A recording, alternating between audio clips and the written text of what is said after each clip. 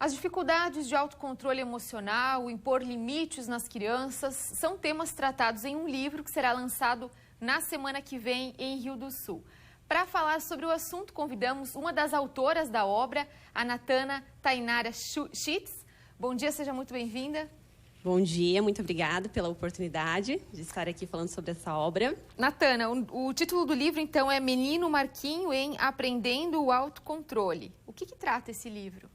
Então, esse livro ele surgiu da necessidade que a gente, enquanto profissionais da área da psicologia, notou nas famílias em lidar com essa questão de comportamentos, às vezes, mais agressivos, mais impulsivos das crianças. Então, percebendo essa necessidade, a gente achou importante fazer um livro que trabalhasse essas questões, tanto no sentido de explicar, muitas vezes, o porquê que isso vai acontecendo, mostrar sinais e, principalmente, também trazer algumas orientações, tanto para as famílias quanto para profissionais que trabalham com isso e para as próprias crianças, porque é um livro que dá para a gente ler junto com a criança. Legal.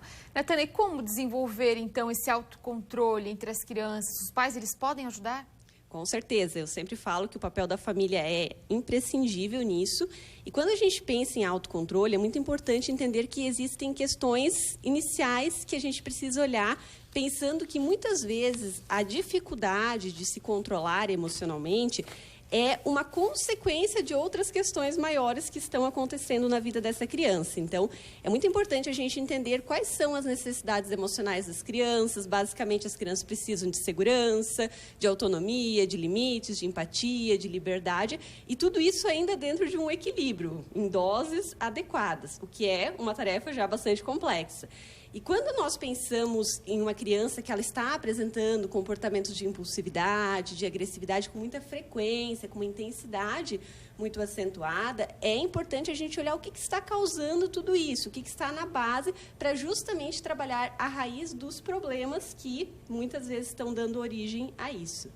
Natana, falando um pouco sobre como identificar, então, essas dificuldades nas crianças, quais os sinais que ela dá? Então, sentir emoções é uma coisa que faz parte da vida de todo mundo e a gente vai sempre conviver com isso. A questão, na verdade, é como a criança começa a lidar com as emoções dela. Então, assim, eu sinto raiva, tristeza, medo. Faz parte, todo mundo vai sentir isso muitas vezes ao longo do dia a dia.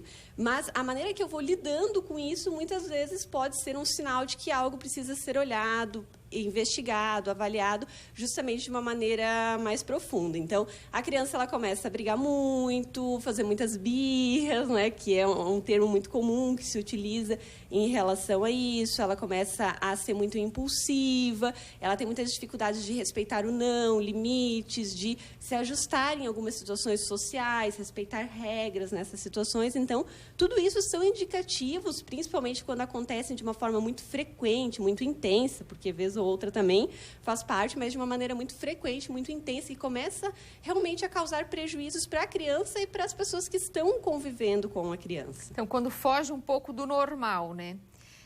Vai ser esse tipo de identificação de problema e comportamento dos pais também em relação a como lidar com esse tipo de situação, melhora então lá no futuro o relacionamento intersocial dessa criança também? Com certeza. Eu atendo também adultos no meu consultório e eu vejo o quanto que trabalhar essas questões de forma bastante inicial na vida faz com que a gente consiga prevenir muitas questões maiores, muitas vezes, na vida adulta. Seja na questão de relações que a pessoa vai conseguir manter, como que ela vai se ajustar nessas relações, e até questões, assim, realmente de se regular em relação a muitas questões que fazem parte da nossa vida profissional, da nossa vida familiar, dentre outras áreas.